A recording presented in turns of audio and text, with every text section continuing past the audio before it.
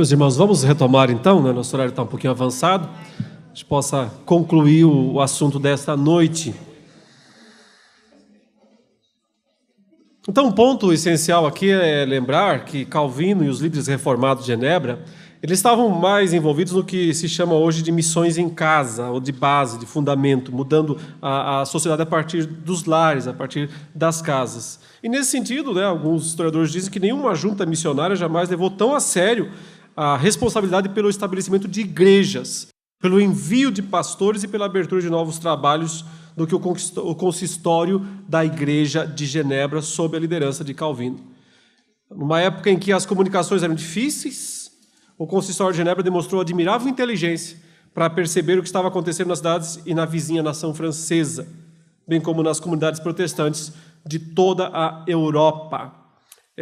De fato, eles não perdiam a oportunidade de ajudar alguma igreja que estivesse sendo estabelecida em algum desses países. É certo que missões, né, mundiais, como a gente conhece hoje, só se tornaram plenamente realidade no século XIX. Mas ali nos tempos de Calvino, de algum modo, a obra missionária foi levada adiante, pois, como diz Walker, a influência de Calvino se espraiou para além de Genebra, graças à sua Institutas, que tornou um best-seller, né, na época, seu modelo de governo eclesiástico na cidade, sua academia, que recebia gente da Europa inteira para estudar ali teologia, né? E se vocês lembram de um fato muito importante desse período, né, o período logo em seguida do tempo de Calvino, com o estabelecimento da Academia de Genebra, uma faculdade mesmo, né, que tinha várias cadeiras, não só teologia, mas tinha também a cadeira de teologia, que Calvino ocupou primeiramente, e depois dele grandes também ocuparam, como Beza, como Turrentini, 150 anos depois. Mas as pessoas vinham de várias partes da Europa para se refugiar em Genebra, porque era uma cidade livre, sem perseguição papal, sem perseguição do Estado, né? E elas vinham para se refugiar ali, e aí acabavam aprendendo teologia. Tem um fato memorável nessa história, que é a questão da Inglaterra, que todos sabem, né? A reforma da Inglaterra se deu pelos motivos não muito nobres. A questão de Henrique VIII e suas inúmeras mulheres, né? Que iam morrendo misteriosamente uma após a outra, né? As esposas de Eduardo Henrique VIII, e ele implantou a reforma na Inglaterra por questões políticas, porque ele queria ter um herdeiro que não fosse da Casa da Espanha, não queria se submeter, né, ao governo da Casa da Espanha, ou deixar a Inglaterra na mão da Espanha. Então ele se separa da sua esposa e casa de novo para poder ter um herdeiro. E nem consegue no primeiro momento, ele só vai conseguir mais tarde, num outro casamento dele. Mas uma das suas filhas, né, a chamada Maria, que foi criada no catolicismo espanhol desse período, ela acabou assumindo o trono. E ela ficou conhecida como Maria Sanguinária, né, a famosa Blood Mary. Ela promoveu uma terrível perseguição contra os protestantes da Inglaterra. E esses protestantes, muitos deles, tanto da Inglaterra quanto da Escócia, saíram para não serem mortos e foram para Genebra. E lá eles aprenderam a teologia reformada. Mais tarde, quando o Blood Mary, a Maria Sanguinária, foi deposta, eles voltaram. E aí surgiu o movimento chamado puritanismo. O puritanismo, que foi, de fato, o momento da reforma da Igreja da Inglaterra, que deixou, então, de ser católica de fato, porque antes ela era só católica no papel, não era mais católica só no papel, passou a ser protestante de fato quando esses puritanos voltaram de Genebra, trazendo a primeira tradução inglesa portátil de uma Bíblia, que ficou conhecida como Bíblia de Genebra. A Bíblia de Genebra. Hoje existe uma Bíblia de Genebra que é em homenagem àquela, né? Aquela era a original, né? A Bíblia de Genebra que tinha uma tradução inglesa e também comentários no rodapé, explicações. Foi feita por esse grupo que estudou teologia na Academia de Genebra. E depois, mais tarde, os seus sucessores viriam a escrever, durante o tempo da Assembleia de Westminster, a Confissão de Fé de Westminster. Então você percebe o quanto uma obra bem feita, bem estabelecida, bem fundamentada, ela pode atingir lugares inimagináveis. E Calvino realmente não perdia tempo nesse sentido. Ele investia mesmo. Se ele sabia que podia, de alguma maneira, ajudar suas correspondências, ele escrevia tem várias cartas dele, por exemplo, para Elizabeth I, na época era só Elizabeth, né? Hoje tem a segunda, essa não ela não tem poder, né? Mas aquela tinha, a Elizabeth I, que era uma rainha protestante, e ela retomou o protestantismo na Inglaterra após a queda de Maria Sanguinária, e por causa, em grande parte, da influência calvinista. Calvino escrevia pessoalmente para ela. Tem até um momento engraçado da história, engraçado, porque a gente está longe, né? O John Knox, ele era um cara muito radical, assim. John Knox era bastante trovejador, né? E ele espalhou uns panfletos na Inglaterra, escocês, portanto, sempre em briga com a Inglaterra por independência, e ele escreve um panfleto assim dizendo: ai da nação cuja líder é uma mulher. Não era o tempo da Dilma, não, era era por causa da Elizabeth, que era uma rainha protestante, mas não era presbiteriana. O John Knox Os reis nunca são presbiterianos. Sabe por quê? Porque os reis sempre são episcopais. Porque ele só manda num cara, o bispo, pronto. É isso mesmo. Ele coloca o bispo, portanto ele manda na igreja. Ele só precisa de um cara. Agora, presbiterianismo, ou congregacionalismo também, rei não quer saber disso. Porque daí o poder está nos próprios membros, ou nos colegiados. Dá muito mais trabalho. Então, o John Knox escreveu essa carta, esse panfleto difamador, o que aconteceu foi que a Elizabeth disse: esse John Knox aí não é aquele amigo de Calvino? Não quero mais falar com Calvino. Cortou relações com Calvino por causa de: não me mande mais carta desse cara. Foi ele, então, que é o mentor dessa história aí. Veja que situação que saia justa, Por quê? Porque até certo ponto o que John Knox escreveu não era errado. Ele ele expôs alguns princípios bíblicos, mas o modo, o tom, o momento, tudo isso era impróprio. E por pouco, simplesmente, não se corta totalmente a influência da fé reformada numa nação, a mais poderosa nação desse país, a única que consegue fazer frente à Espanha. Então, aí Calvino mostrou, mais uma vez, a sua humildade. Escreveu uma carta, através de um amigo comum, para que levasse para ela, justificando e dizendo. E é muito interessante essa carta, tem traduzido em português. É muito interessante essa carta dele. É assim, um resuminho. Só para você entender um pouquinho da lógica, do pensamento, da coragem, mas também da humildade. Primeiro ele diz: olha, o que John Knox escreveu foi o que ele escreveu, não fui eu que escrevi isso. Então é a carta dele, não é minha. Saiba separar as coisas. Eu concordo em partes com o que ele escreveu. De fato, a Bíblia diz isso. Não é o ideal. Não é a melhor situação. Mas isso significa que nós temos que jogar fora tudo o que pode ser feito, ou é uma oportunidade que Deus está nos dando? Então saiba que você, Elizabeth, é quem tem a oportunidade de promover a verdadeira reforma no seu país. E se precisar de mim, estou à disposição.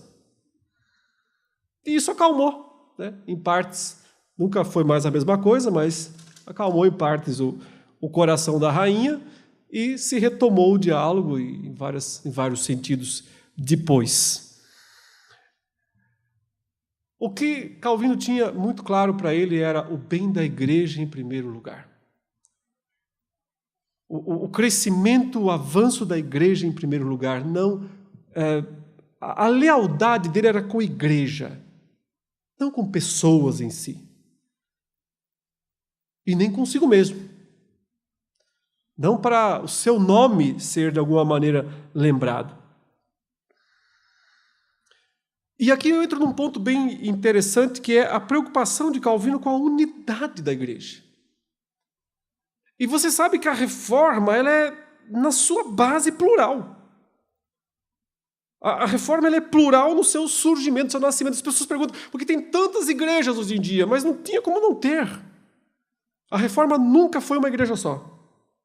Surge uma igreja na Alemanha, uma igreja luterana, surge uma igreja em parte da Suíça, surge outra em outra parte, surge outra na Holanda, outra na Inglaterra, outra na Escócia, mais tarde várias subdivisões, né?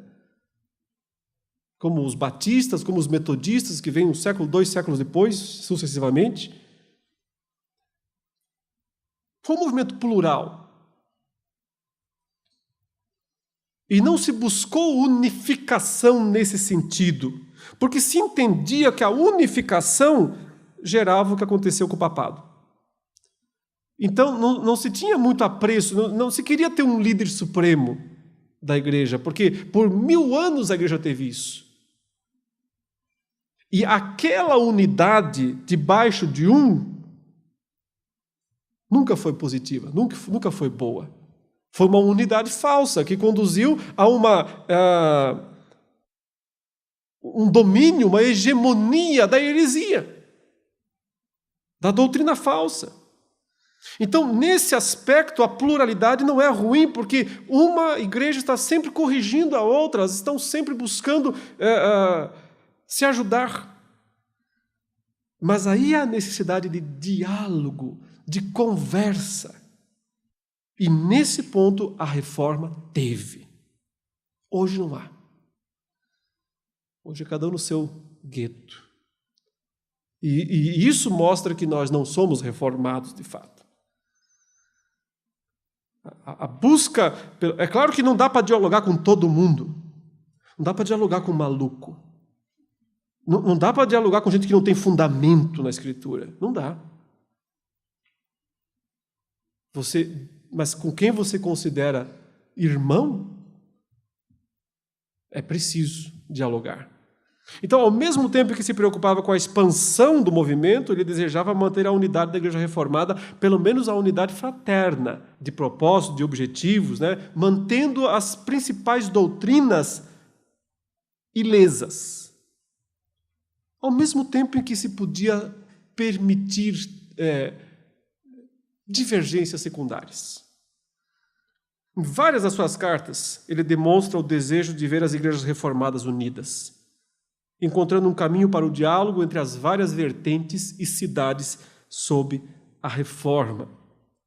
Quando foi convidado pelo arcebispo Kramer para uma reunião lá na Inglaterra para tratar a respeito das divergências da ceia do Senhor, que por incrível que pareça era o grande problema, o grande problema entre os reformados no século XVI era a Santa Ceia. Por causa da visão luterana de que existe uma consubstanciação dos elementos, o luteranismo ele criou uma sofisticada teoria de que o corpo físico ressuscitado de Jesus é onipresente. Eles chamam isso de a ubiquidade do corpo de Cristo. Anota essa palavra porque ela já mudou a sua vida, você pode guardá-la. A onipresença, ele está presente em todos os lugares ao mesmo tempo, o corpo físico. E se ele está presente em todos os lugares ao mesmo tempo, ele pode estar presente também nos elementos da ceia. Por isso que Lutero dizia, em, com, sob. Fisicamente, isso é meu corpo, eu posso dizer isso. Mas os outros reformados achavam que isso soava muito a catolicismo. Porque o catolicismo dizia que há uma transubstanciação, misteriosamente, misticamente magicamente o pão e o vinho se transformam, se transubstanciam no corpo e no sangue de Jesus. E Lutero não perdeu esse aspecto, ele manteve. Embora a doutrina dele era diferente, porque ele não dizia, não tem nada de transubstanciação, mas existe consubstanciação. Então a substância do pão e do vinho está por ser onipresente, a substância do corpo e do sangue está com a substância do pão e do vinho. Mas daí vem Zwingli no outro extremo dizendo assim, não tem nada disso. É só pão e só vinho e ponto final. E é só uma lembrança, uma vaga lembrança.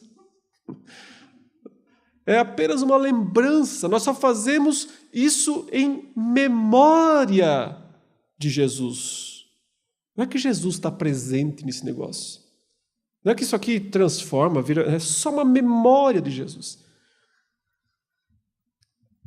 Eu sempre, quando eu vejo a maioria das mesas de Santa Ceia escrito em memória de mim, eu lembro de Zwingli. Mas as pessoas colocam isso porque Jesus disse fazer isto em memória de mim. Elas nem sabem, muitas vezes, da discussão toda lá atrás sobre esse aspecto. Mas aí vem Calvino dizendo, não é nem só memória, mas também não tem nada de consubstanciação, transubstanciação. O que ele dizia é o seguinte, Jesus está presente espiritualmente na ceia porque ele está em todos os lugares, espiritualmente, não fisicamente. O corpo dele não é onipresente, é um corpo humano. Mas ele é Deus. Seu Espírito está em todos os lugares ao mesmo tempo. Então, sem dúvida, ele está presente. Então, há uma verdadeira bênção na Santa Ceia. Então, você vê 3 posições bem distintas.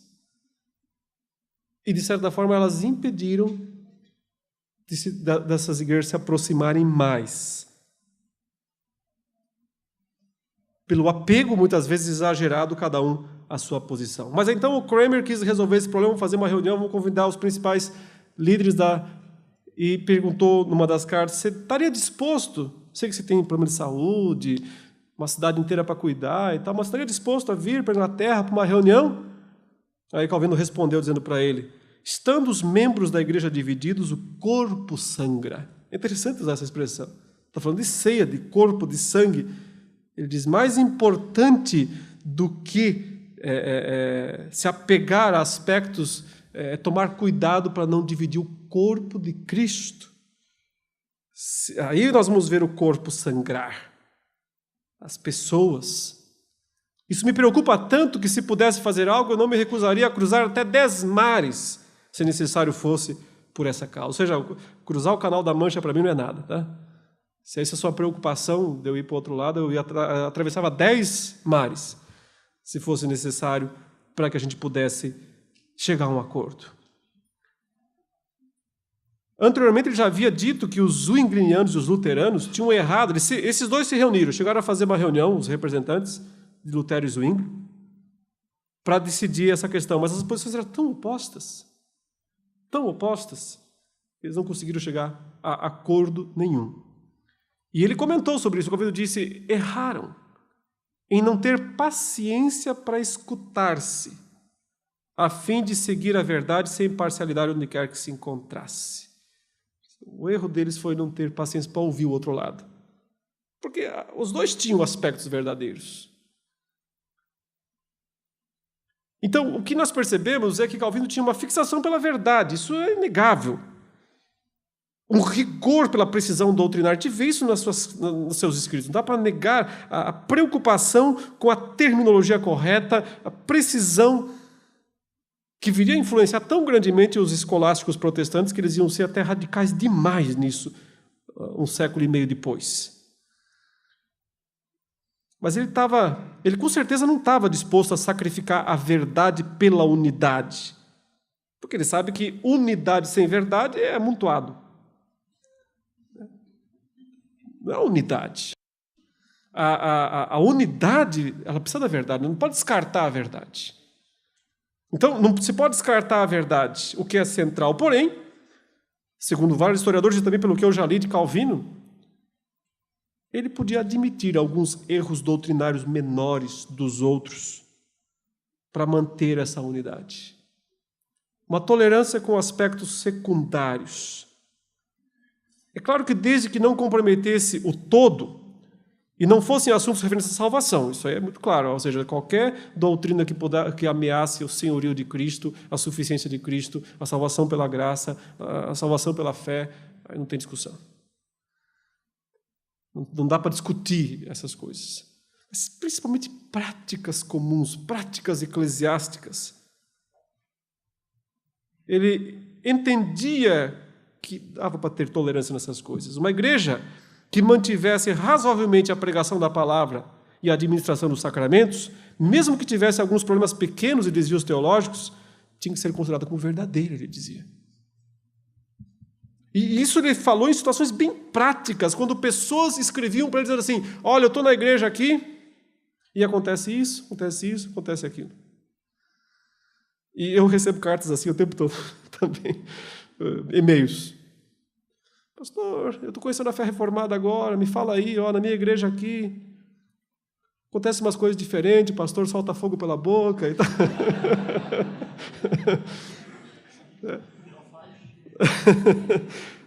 O que eu faço, né? Permaneço nela ou não? A mais engraçada que eu recebi até hoje foi um e-mail falando assim, pastor, o irmão conhece, eu estou frequentando uma igreja aqui, mas eu não tenho certeza se ela é boa.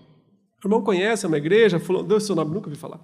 Aí tal, essa igreja, assim, então a líder, a senhora, ela diz que ela é Jesus Cristo. E a mãe dela é o Espírito Santo. É uma boa igreja.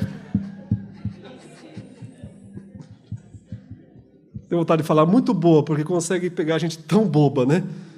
Que pode. Coisas tão básicas a gente acha, né? Mas...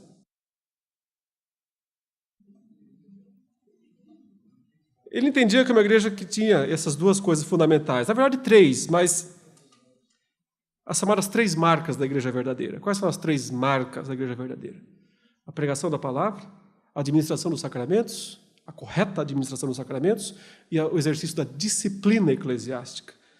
Calvino ainda não defendia explicitamente a disciplina como marca, isso foi feito mais tarde pelos reformados, especialmente na Confissão de Fé, mas a ação consistente dele na disciplina justificava isso para os reformados posteriores. A preocupação de que a igreja pudesse ter a pregação pura da palavra de Deus, sem distorção, a administração correta dos sacramentos, dos verdadeiros sacramentos, nem mais nem menos, nada de inovação, nada de novo sacramento, só os sinais bíblicos e o uso da disciplina no meio do povo. Se tem isso, ele dizia, é uma boa igreja, mesmo que tenha alguns outros probleminhas. Ele escreveu, pois se mantém o ministério da palavra, tendo em alta estima isto, né, o ministério da palavra, e tem a administração dos sacramentos, deve-se ter por igreja de Deus. Porque é certo que a palavra e os sacramentos não podem existir sem produzir fruto. Dessa maneira conservaremos a união da igreja universal. Logo em seguida ele repete a mesma ideia com mais detalhes. É certo que onde quer que se escute com reverência a pregação do Evangelho e não se menospreza os sacramentos, ali há uma forma de igreja, de que se não pode duvidar. E não é lícito menosprezar a sua autoridade, ou fazer caso omisso de suas admoestações, nem contradizer seus conselhos, ou burlar suas correções. Muito menos será lícito afastar-se dela e romper sua união. Isso porque ele recebia, isso aqui está formalmente nas institutos, mas está nas suas cartas também, porque ele recebia muitas dessas cartas, e as pessoas diziam assim, Calvino, a nossa igreja aqui, olha, tem vela, o que a gente faz? É lícito sair da igreja porque essa igreja tem vela? A resposta de Calvino era sempre nesse sentido. Ele dizia, se você quiser encontrar uma igreja perfeita, continua procurando. Então, avalie se o que é essencial lá está claro. Se isso que é essencial está lá, bem claro, você não pode desprezar essa igreja. Porque você não pode repudiar os conselhos dela. Então, ele normalmente incentivava as pessoas a permanecerem nas suas igrejas locais, desde que elas tivessem esses aspectos centrais aí. Ele sabia fazer distinção, então, entre assuntos principais e assuntos secundários. Esse texto é muito claro. Ele diz: porque nem todos os artigos da doutrina de Deus são de uma mesma espécie. Há alguns artigos ou formulações da doutrina de Deus tão necessários que ninguém os pode pôr em dúvida como primeiros princípios da religião cristã. Então, tem coisa que não dá para negociar. O que são? Tais são, por exemplo, que existe um só Deus, monoteísmo, que Jesus é Deus e Filho de Deus, que nossa salvação está só na misericórdia de Deus, e assim outras semelhantes. Então, quase todas aqui relacionadas ao ser de Deus, suas obras e a salvação.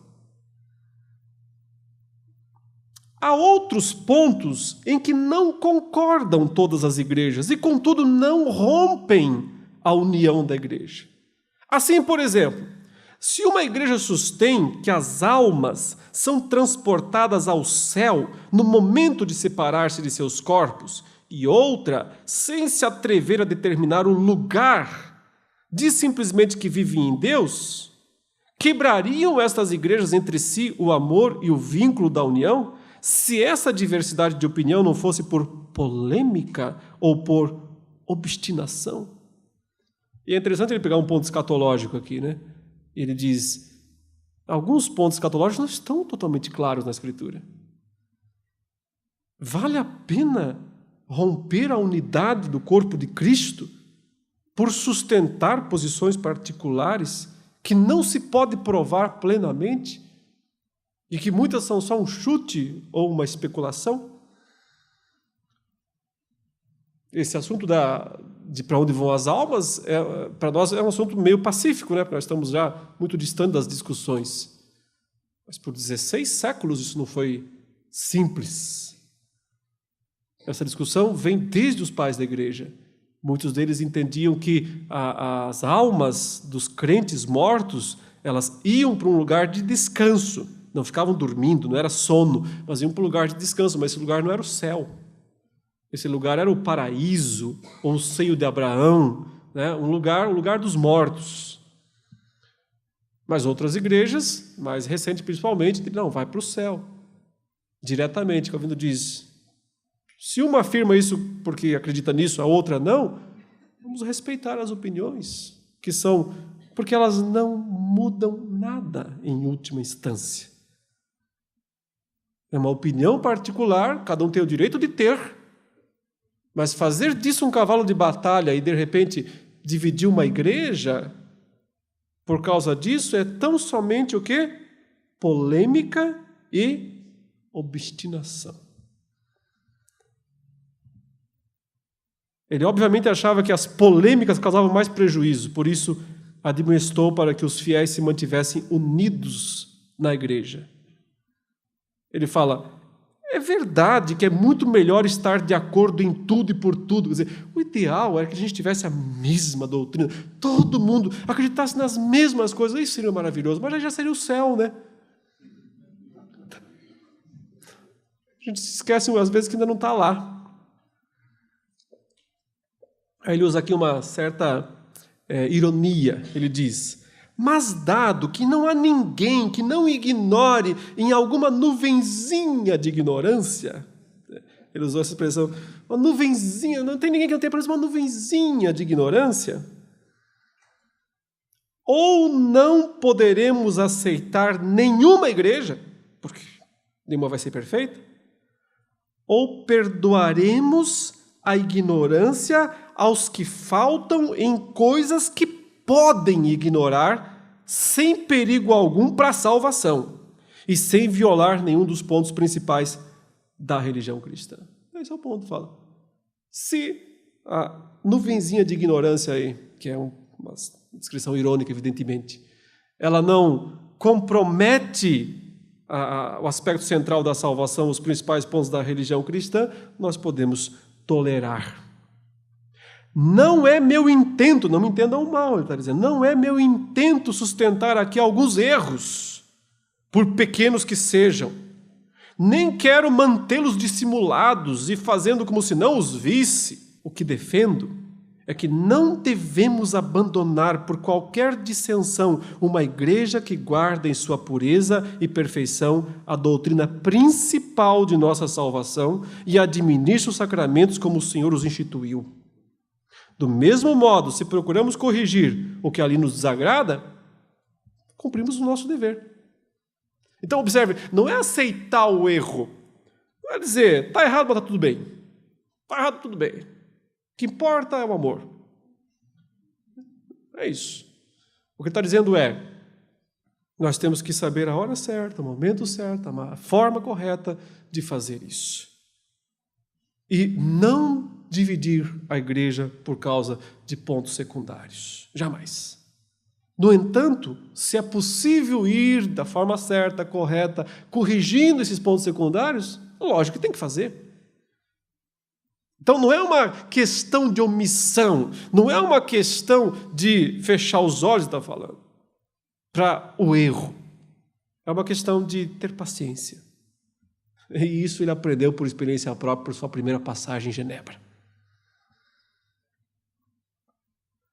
É muito mais fácil destruir um trabalho, muitas vezes, por falta de paciência, fechar uma porta e perder uma grande oportunidade de reforma por zelo irrefletido. Zelo é importante, mas ele tem que ser refletido. Um zelo refletido, não um zelo irrefletido. Calvino estava disposto até a tolerar algumas pequenas extravagâncias litúrgicas para o bem da unidade da igreja, como parte das cerimônias da igreja anglicana que ele considerava toleráveis. A igreja anglicana estava em processo de reforma. Ela era católica demais ainda. Ainda tinha muita coisa lá. Henrique VIII reformou por decreto, não por transformação de base. Foi de cima para baixo. Não um trabalho de base, como aconteceu na Alemanha e na Suíça. Então, Calvino percebia que ia demorar para poder alcançar a devida reforma lá.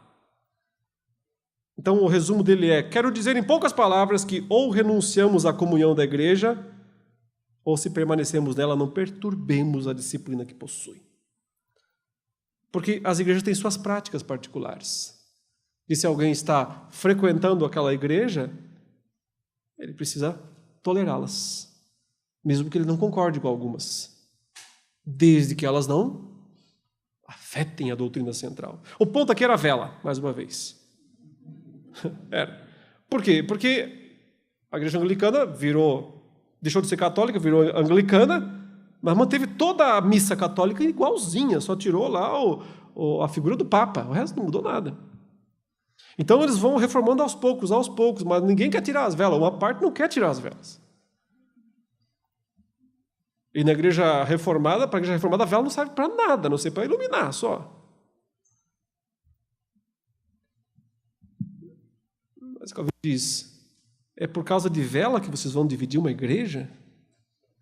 Qual é a lógica disso? É por causa de um detalhe. Eu já vi tanta coisa, vocês também, acontecer nas igrejas. Já vi igreja dividir por causa de tapete. Tapete. O pastor chegou e colocou um tapete no lugar, a irmã tirou. Era a presidente da SAF. Lascou, né? Ele foi lá e colocou de volta, ela tirou. Colocou de volta, tirou. E fica naquele tira e coloca. Alguns meses depois dividiu a igreja por causa disso. Começou aí. Você não imagina as coisas que podem acontecer numa igreja quando as pessoas são obstinadas. Quando as pessoas têm amor por polêmica. Calvino adverte severamente contra aqueles que procuram encontrar divisões nas igrejas a partir de um zelo irrefletido. Esse grande rigor e severidade, ele diz, que muitos demonstram pela fé reformada, né? Esse grande rigor e severidade, na maioria das vezes, nasce da soberba, arrogância e falsa santidade. Não de verdadeiro nem de autêntico zelo dela. Os homens malignos que por desejo de polêmica, mais que por ódio que podem ter contra os vícios, se esforçam em atrair a si os simples ou em dividi-los.